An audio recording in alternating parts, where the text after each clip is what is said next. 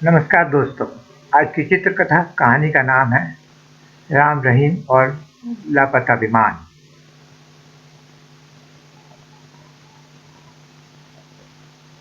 राम रहीम।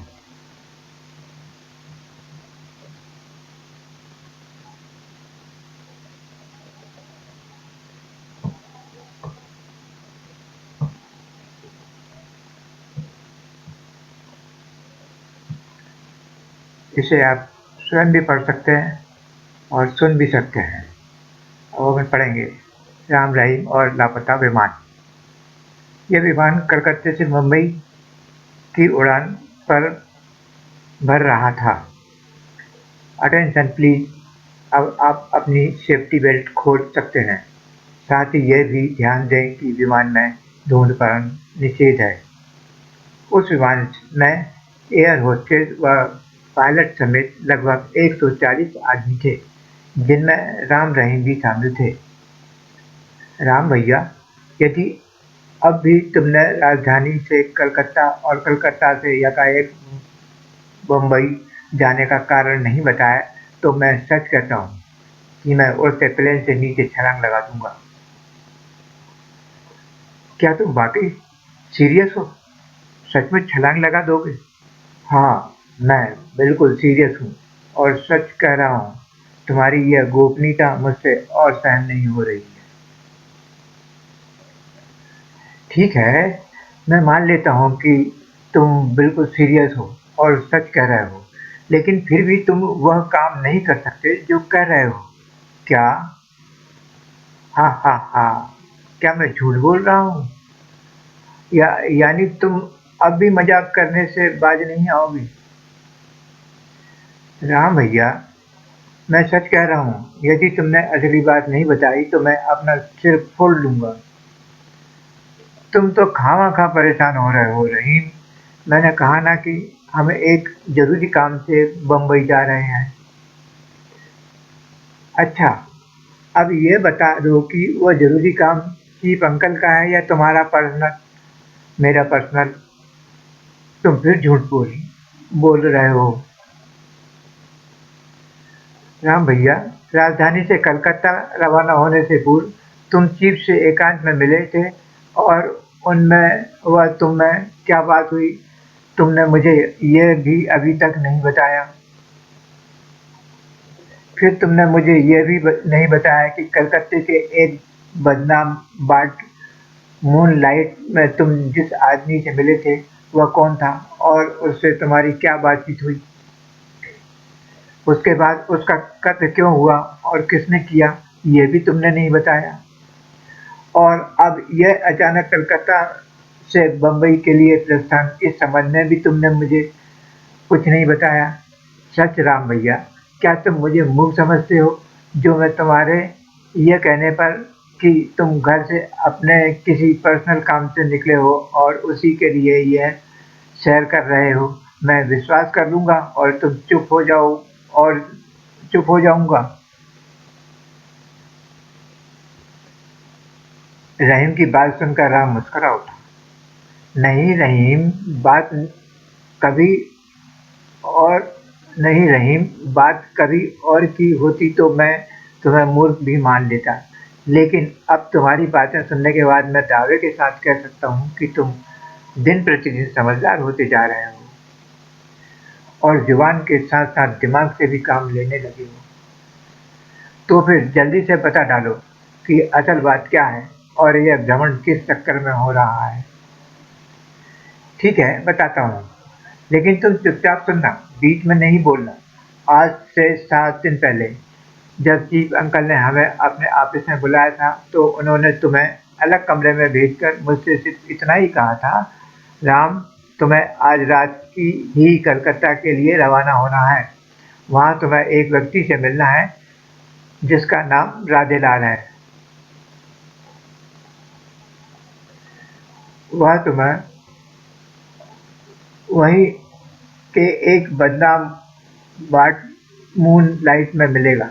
एक बार moon light में मिलेगा। कोड होगा काला गुलाब। आगे की बात तुम्हें वहीं बताएगा। वह तो ठीक है अंकल, लेकिन असल बात क्या है और फिर रहीम को आपने इस मामले से बाहर क्यों रखा है? असल बात तो मुझे भी नहीं मालूम। उसी व्यक्ति राधेलाल ने ही मुझसे कहा था कि रहीम को इस मुलाकात के संबंध में कुछ भी ना बताया जाए। ओह, ऐसा उसने क्यों कहा और कौन है वो? वह हमारे विभाग का एक होनहार एजेंट है और हमसे कोई खास रहस्य की बात कहना चाहता है जो वह शायद टेलीफोन पर नहीं कहना चाहता था। और बातों बातों में मैं सिर्फ इतना ही अंदाजा लगा पाया हूँ कि जो कुछ वह बताना चाहता है उसका कुछ ना कुछ संबंध रहीम से है। क्या? हाँ, इसलिए मैं चाहता हूँ कि तुम अकेले ही कलकत्ते जाकर उससे मिलो और उससे सारी जानकारी हासिल करो। लेकिन मैंने शिव को मना लिया और उनसे तुम्हें भी साथ ले जाने की आज्ञा ले ली। ओह, फिर तो तुम जानते ही हो कि हम कलकत्ता पहुंचे और एक होटल में ठहरे। रहीम, तुम यहीं कमरे में रहोगे, मैं 2 घंटे के लिए बाहर जा रहा हूँ। लगता है तुम मुझे पागल करके ही छोड़ोगे। आखिर तुम मुझे बताते क्यों नहीं कि यहाँ क्यों आए हो और अब किससे मिलने जा रहे हो? कोई विशेष बात नहीं है, मैं अपने निजी कार से जा रहा हूँ। दरअसल मूनलाइट बार में मुझे किसी व्यक्ति से मिलना है। ठीक है, मैं भी तुम्हारे साथ चलूँगा। नहीं, तुम यहीं रहोगे, यह मेरी आज्ञा है। ओफ़ो! या अल्लाह! तुम मुझे उठा ही ले तो अच्छा है। तुम्हें होटल में छोड़कर मैं उस बदनाम बार मूनलाइट में पहुँचा। फिर मैं एक टेबल पर बैठा ही था कि एक व्यक्ति मेरे पास आया। उसके चेहरे व हाव-भाव से लगता था कि उसने काफ़ी पी रखी है, जबकि ऐसी बात नहीं थी। अजनबी हिच हिच हाँ दोस्त, क्या राजधानी से आए हो? हुँ? तुमसे मतलब? जाओ अपना काम करो। वह राधेलाल ही था। ही का काम ही तो कर रहा हूँ। मुझे शराब से ज़्यादा हिच की काला गुलाब बहुत पसंद है। हिच ही। ओह, तुम? मैंने उसे पहचानते ही बैठने के लिए कहा, लेकिन हिच हिच यहाँ बात करना उचित नहीं होगा। मिस्टर राम, आओ ऊपर कमरे में चलते हैं, वह मेरा ही कमरा है। ठीक ठीक है, चलो। हिच हिच ऐसे नहीं भाई, तुम यदि मेरे साथ चलोगे तो लोगों को यानी दुश्मनों को शक हो जाएगा। मैं अपने कमरे में जाता हूँ, तुम पीछे से आना। रूम नंबर 13, समझ गए ना? ठीक, समझ गया। पता नहीं कहाँ कहाँ से आ जाते हैं साले सूफी लोग। हिच हिच साले कहते हैं कि ये शराब पीने वालों के लिए बैठने की जगह नहीं है। हिच हिच देखो देखो, साले सूफी को बैठने को मना करता है। हिच हिच बुरी बात कहता है। ओह, हिच जैसे साले के बाप की टेबल है, यहाँ बैठने नहीं देगा। हिच अभी तो जाता हूँ छोकरे, अभी तो मैंने बहुत पी रखी है, लेकिन हम्म होश में आने के बाद तुमसे निपट लूंगा। हिच जाता हूँ।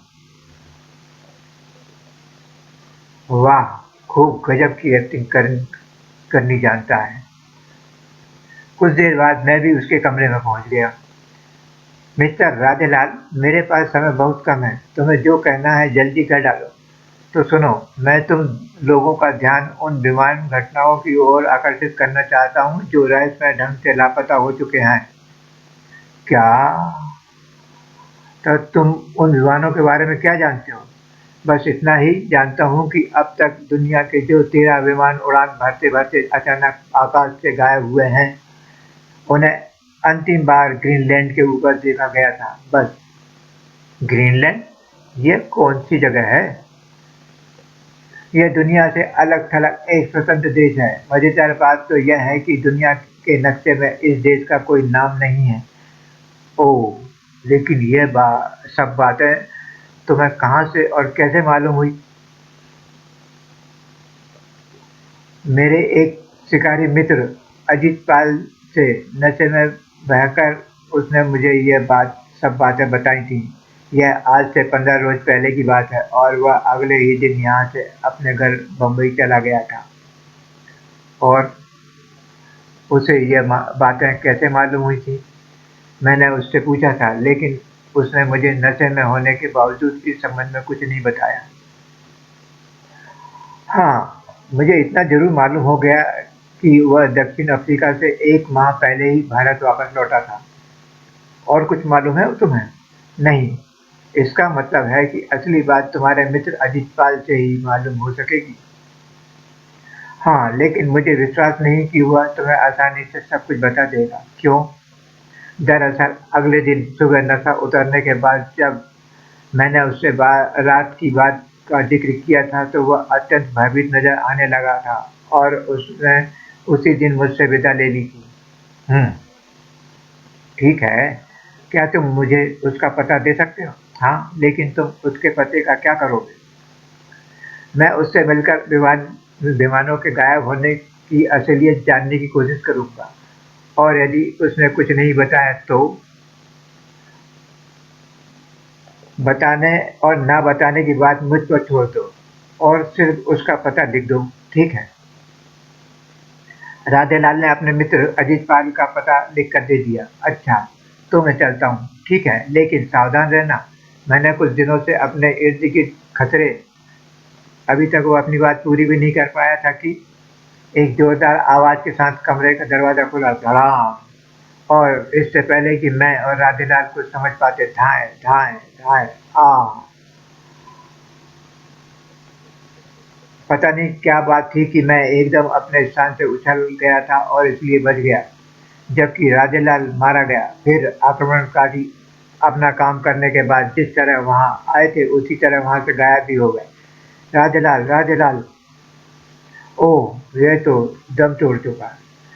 अब मुझे भी यहाँ नहीं ठहरना चाहिए। गोलियों की आवाज सुनकर लोग बाग यहाँ आते ही होंगे। यदि उन्होंने मुझे ऐसी स्थिति में देख लिया तो मैं नाहक की परेशानी में फंस जाऊंगा।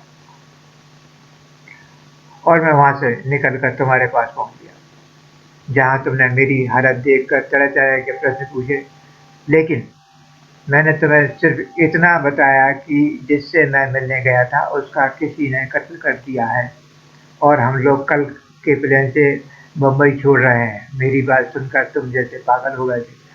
यानी तुम मुझे अब भी असलियत नहीं बताओगे? कैसी असलियत? यही कि तुम्हारे और चीफ के मध्य क्या बात हुई और तुम यहाँ क्यों आए हो और अब बम्बई क्यों जा रहे हो? बताया ना, यह सब मेरा पर्सनल मामला है। Personal, personal, personal? या खुदा, यह बंदा तो मुझे पागल करके ही छोड़ेगा। हम्म, तो ये था तुम्हारा पर्सनल काम और असलियत।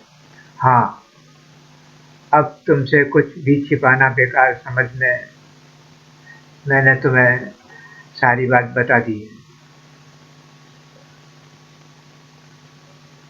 तो अब तुम दुनिया के उन 13 विमानों के लापता होने व ग्रीनलैंड का रहस्य जानने के लिए अजीत पाल से मिलने बम्बई जा रहे हो? हाँ, अब यह रहस्य से अजीत पाल ही पर्दा उठा सकता है। क्या तुमने उन कातिलों के बारे में कुछ सोचा कि वे कौन थे और उन्होंने राधेलाल की हत्या क्यों की? राधेलाल के हत्यारे कौन हो सकते हैं, इस पर भी अजीत पाल से मिलने पर ही प्रकाश पड़ सकता है। वैसे मुझे संदेह है कि उन हत्यारों पर राधेलाल की असलियत खुल चुकी थी और हो सकता है कि हत्यारों का कोई संबंध गायब होने वाले विमानों से भी हो। हाँ, ये हो सकता है। लेकिन राम भैया, एक बात मेरी समझ में नहीं आई कि राधे ने चीफ से मुझे साथ न लाने के लिए क्यों कहा था? ओह, ये बात तो मैं स्वयं राधेलाल से पूछना भूल गया। हम्म, लेकिन कोई बात नहीं, हो सकता है इस संबंध में अजीत पाल ही हमें कुछ बता दे। और यदि हमारे अजीत पाल तक पहुंचने से पहले ही राधेलाल के हत्यारों ने उसे भी ठिकाने लगा दिया तो? ओह नो, ऐसा नहीं हो सकता। और राम भैया, मुझे ना जाने क्यों ऐसा लग रहा है कि ऐसा हो जाएगा। ईश्वर करे ऐसा ना हो, वरना तमाम रहस्यों पर पर्दा पड़ा रह जाएगा। Attention please, attention please. विमान बम्बई के एयरोड्रम पर पहुंचने ही वाला है। आप लोगों से आग्रह है कि आप लोग अपनी सुरक्षा बेल्ट बांध लें। चलो, बातों ही बातों में ये 2 घंटे का सफर बड़ी आसानी से कट गया। ग्रीन लैंड विमान के लैंड करने के बाद राम रहीम नीचे उतरे और अपना सामान लेकर एयरपोर्ट से बाहर आए। क्या सीधे अजीत पाल के यहाँ चलना है? तुम्हारा दिमाग खराब हुआ है क्या? ये सामान लेकर हम उसके यहाँ जाएंगे? फिर रहीम के कुछ बोलने से पहले ही एक टैक्सी उनके निकट आकर रुक गई। कहाँ जाना है साहब? पहले सामान रखवाओ। ड्राइवर ने उनका सामान डिक्की में रख दिया और राम रहीम पिछली सीट पर समा गए। किसी अच्छे से होटल में ले चलो। जी साहब। टैक्सी दौड़ पड़ी। आप इस शहर में पहली बार आए हैं साहब? आ तो हम सैकड़ों बार चुके हैं, लेकिन होटल में पहली बार ठहरेंगे। अब कहो, तुम्हें कोई ऐतराज है? मुझे भला क्या ऐतराज होने लगा साहब? मैंने तो होटल में ठहरने की बात सुनकर पूछा था। वैसे आप चिंता न करें साहब, मैं आपको ऐसे होटल में ठहराऊंगा कि आपकी तबीयत खुश हो जाएगी। और वाकई में टैक्सी ड्राइवर ने उन्हें एक 5 स्टार होटल में ठहरा दिया। वहाँ उन्हें एक अच्छा और शानदार कमरा मिला था, जिसकी खिड़कियाँ समुद्र की ओर खुलती थी। अब तुम्हारा क्या इरादा है राम भैया? मैं तो पहले स्नान करूंगा, बहुत धूल पड़ गई है शरीर पर। और मैं पहले कॉफ़ी पीऊंगा। ठीक है? तो ठीक है, तुम कॉफ़ी का ऑर्डर दो, तब तक मैं झटपट नहा लूँ। फिर राम अटैची से साबुन इत्यादि निकालकर बाथरूम में घुस गया और रहीम इंटरकॉम पर कॉफ़ी का ऑर्डर देकर टेबल पर पड़ा आज का ताज़ा समाचार पत्र पढ़ने लगा। रहस्यमय ढंग से लापता होने वाले यात्री विमानों के लिए विश्व भर की पुलिस और गुप्तचर संस्थाएं परेशान। अभी तक लापता विमानों का कोई पता नहीं चला। ओह, और शायद उन्हें पता भी नहीं चलेगा। पहले समाचार पत्र को भेजकर रख कर रहीम ने दूसरा समाचार पत्र उठाया। दैनिक प्रवाद। 5 देशों के 13 विमान लापता, उनके साथ ही 780 विमान यात्रियों का भी अभी तक कोई सुराग नहीं मिला। लो राम भैया, आज के भी तमाम समाचार पत्र उन 13 लापता विमानों की खबर से भरे पड़े हैं। यह तो होना ही है। तुम इस मामले को जितना साधारण समझ रहे हो, यह उतना साधारण नहीं है। मैं इस मामले को साधारण या महत्वहीन मामला नहीं समझ रहा हूँ भैया। मैं तो यह कहना चाहता था कि 5 देशों के 13 विमान उनके यात्रियों समेत गायब हो चुके हैं और उनकी तलाश में दुनिया भर की पुलिस व गुप्तचर विभाग लगे हैं, लेकिन तब भी उनके हाथ कोई सूत्र नहीं लगा। जबकि हमारे देश के एक मामूली से गुप्तचर ने तुम्हें काफी कुछ। बस बस रहीम, इस संबंध में आगे कुछ मत बोलो। ध्यान रखो, दीवार के भी कान होते हैं। और यह भी हो सकता है राधेलाल की हत्या के बाद हत्यारे हम पर भी दृष्टि रखे हुए हों। ओह, क्या ऐसा? ट्रन। कालबेल की आवाज सुनकर रहीम बोलता बोलता चुप हो गया। कौन? साहब, मैं वेटर कॉफी लाया हूँ। ठीक है, आ जाओ। वेटर भीतर प्रविष्ट हो टेबल पर कॉफी रखकर वापस लौट गया। मेरे लिए भी एक कप बना दो, मीठा जरा कम ही रखना। हम्म। राम भैया, तुम्हारा क्या विचार है? ये विमान किसी प्राकृतिक प्रकोप का शिकार हुए हैं या किसी व्यक्ति या दल ने इनका अपहरण किया है? अभी मैं विश्वास के साथ कुछ भी नहीं कह सकता। हाँ, राधेलाल की बात सुनकर मुझे ये संदेह जरूर हो गया कि इनके अपहरण के पीछे किसी गैंग का हाथ है, यानी उनका हाईजैक किया गया है। हाँ, वरना ये सभी अंतिम बार ग्रीनलैंड पर ही क्यों देखे जाते। फिर काफ़ी पीने के बाद रहीम बाथरूम में घुस गया और राम कपड़े पहनने लगा। लगभग आधा घंटे बाद उनकी टैक्सी लिंक रोड जा रही थी, जहां अजीत पाल का फ्लैट था। परंतु उस इमारत के निकट पहुंचते ही, जिसमें अजीत पाल का फ्लैट था, उन दोनों के दिल धक से रह गए। ये भीड़ कैसी है भैया, क्या कह सकता हूँ, परंतु यहाँ कोई घटना जरूर घटी है, वरना पुलिस यहाँ मौजूद न होती। क्यों भाई साहब, क्या हुआ यहाँ? एक आदमी का मर्डर हो गया है। क्या नाम है उस आदमी का, व्यक्ति का, और उसका मर्डर किसने किया? उस व्यक्ति का नाम अजीत पाल है। पेशे से शिकारी था, लेकिन कातिलों की शक्ल कोई नहीं देख पाया। सबके चेहरे नकाब से ढके हुए थे। ओह, यह कब की बात है? यानी मर्डर कब हुआ? यही कोई 2 ढाई घंटे पहले। कुछ और पूछना है ना? जी नहीं, धन्यवाद। तब रहीम का हाथ पकड़कर राम एक तरफ चल पड़ा, जहां लोग बाग नहीं थे। ऊँ, पूछताछ पे ऐसे कर रहा था छोकरा, जैसे पुलिस का बाप वही है और कातिल को चुटकी बजाते ही पकड़ लेगा। आखिर वही हुआ राम भैया, जिसका डर था। आखिर राधे लाल के कातिल अजीत पाल को भी खत्म कर गए। मुझे ये विश्वास तो नहीं है कि वे कातिल वही रहे होंगे जिन्होंने राधे लाल का कत्ल किया है। हाँ, दोनों पार्टी एक ही गैंग से जरूर संबंधित होंगी। और राम भैया, अब 2 बातें मैं भी दावे के साथ कह सकता हूँ। एक तो यह कि विमानों के गायब होने के पीछे वास्तव में किसी गैंग का या देश का हाथ है। दूसरे यह कि गैंग या उसके एजेंटों की नज़र बराबर हम पर भी टिकी हुई है। गुड, अब तुम वास्तव में समझदार होते जा रहे हो। तुम्हारा कहना ठीक है। उस दल के व्यक्ति जरूर हमारी एक-एक हरकत पर नज़र रख रहे हैं, वरना हमारे बम्बई पहुंचते ही या पहुंचने से पहले ही वे अजीत पाल का कत्ल न करते। फिर अब तुम्हारा क्या करने का विचार है?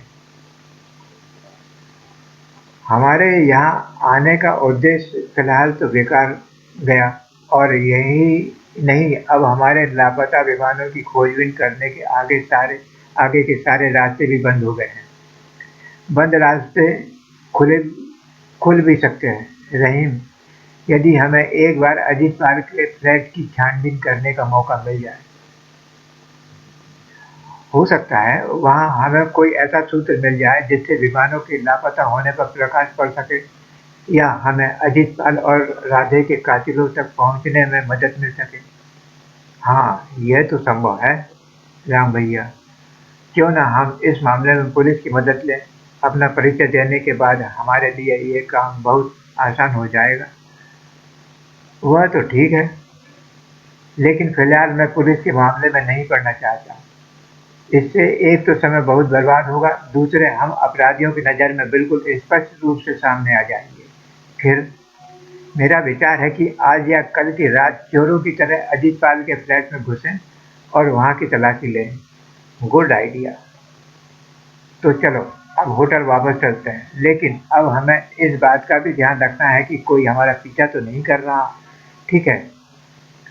राम रहीम ने सड़क पर पहुंचकर एक टैक्सी पकड़ी और वापस अपने होटल चल पड़े, जबकि अजीत पाल के फ्लैट से आवश्यक कार्रवाई करने और अजीत पाल की लाश को उठवाने के पश्चात पुलिस ने उसके फ्लैट को सील बंद कर दिया था।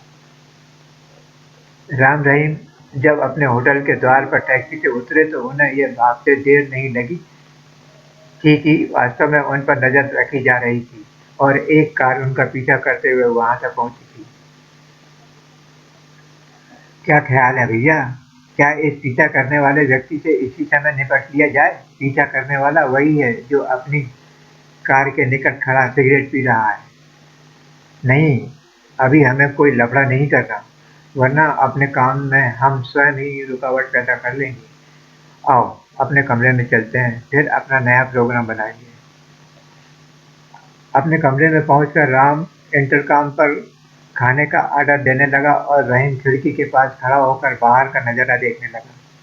राम भैया, वो व्यक्ति अब भी वहाँ मौजूद है। वो हमारी निगरानी पर नियुक्त है, लेकिन तुम यहाँ से हट जाओ लेकिन तुम वहाँ से हट जाओ। यदि उसे यह मालूम हो गया कि वो हमारी नज़र में आ चुका है तो हमारा सारा खेल बिगड़ जाएगा। रहीम खिड़की से हट गया। तब तक राम भी खाने का आर्डर दे चुका था। लेकिन राम भैया, यदि वह इसी तरह लगातार हम पर नज़र रखता रहा तो हम अजीतपाल के फ्लैट की तलाशी कैसे लेंगे? वह होटल के सामने वाले गेट पर नज़र रखे हुए हैं। हम रात को होटल के पिछले गेट से बाहर निकलेंगे। ओह, मान गया राम भैया, तुम्हारा दिमाग बहुत तेज है। कुछ देर बाद खाना आ गया और दोनों खाने में जुट गए। खाना खाने के बाद वे लंबी तान कर सो गए। राम शाम को 5 बजे वे उठे और तैयार होकर मार्केटिंग करने निकल पड़े। पीछा करता साये की तरह उनके पीछे लगा था। 1-2 घंटे निरर्थक बाजार में घूमने के बाद वे वापस अपने होटल में लौट आए और खाना खाकर ऐसे ही गपशप करने लगे। उन पर निगरानी रखने वाला खिड़की के रास्ते से अब भी बराबर उन पर नजर रखे हुए था। रात के 11 बज गए, लेकिन कमबख्त अब तक जाग रहे हैं। परंतु राम रहीम तो उसे चकमा दे रहे थे।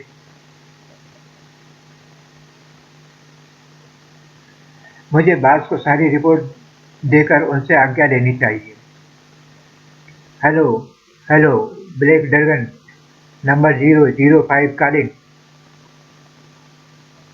Yes black dragon, receiving report 00।